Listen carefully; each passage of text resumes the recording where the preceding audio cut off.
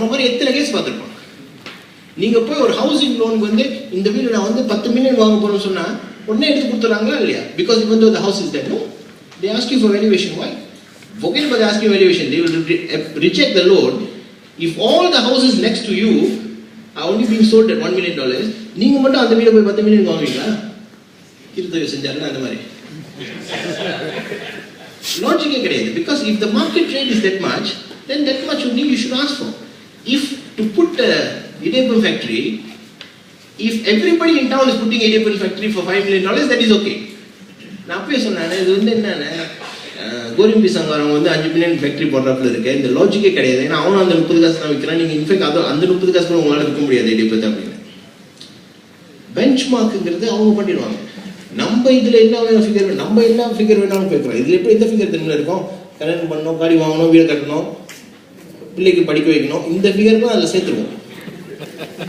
அப்படியே அண்ணன் சொன்ன மாதிரி சில நேரத்தில் வந்து இது எம்ஐசி மூலியமாவோ இல்லை டத்துஸ்ரீ பள்ளிவேல் மூலியமாவோ இல்லை ஈவன் நஜிப் மூலியமா உட்காந்து செக் வந்து கேட்டார். என்ன வந்தோடனே எங்கே அவர் பிள்ளைங்க உட்காந்துருக்காரு, என்ன டாக்டர் காடி பூத்தில் காசு வச்சுருக்கீங்கன்னாரு.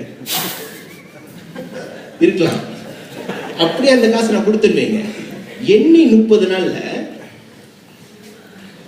இது ஒரு சிம்பிள் எக்ஸாம்பிள் நான் போட்டிருந்தேன். முதல்ல கணக்கு பண்ண வரதுக்கு 8 காசு வட்டிலாம் விட்டுரும். 1 லட்சம் வள்ளி நீங்க எடுத்தீங்கன்னா கூட just $100,000. Your first monthly payment, if you have taken the loan for 10 years, is about $1,000, $1,013. So simple logic to tell you, if you take 100,000 at 4%, which is what that MIDF scheme and BAP and E-Square and all that stuff is about, if you take 100,000 and if you are willing to pay it back even in 10 years time, every month you must pay $1,000. Okay? அப்போ நீங்களே கணக்கு போட்டுங்க.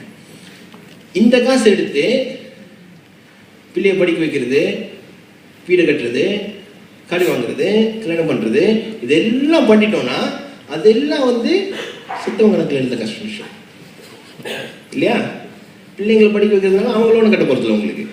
இது ஒரு lady வந்து ரவாங்களை உட்காந்துக்கிட்டு 2 பசங்களை படிக்க வச்சுட்டு 2 பேரும் யூனிவர்சிட்டி மேலே படிச்சு 2 பேரும் நல்லா இருக்காங்க. அவங்க வீடு அழக வச்சு படிக்க வச்சுட்டாங்க. அவங்க இப்போ ஃபைனான்ஷியல் ப்ராப்ளம் இருக்காங்க. அவங்க அந்த 100 பேர் சொன்ன பார்த்தீங்கன்னா அந்த ஸ்கீம் அந்த ஸ்கீம்ல அவங்களை சேர்க்க வேண்டிய ஒரு சூழ்நிலை இல்லை.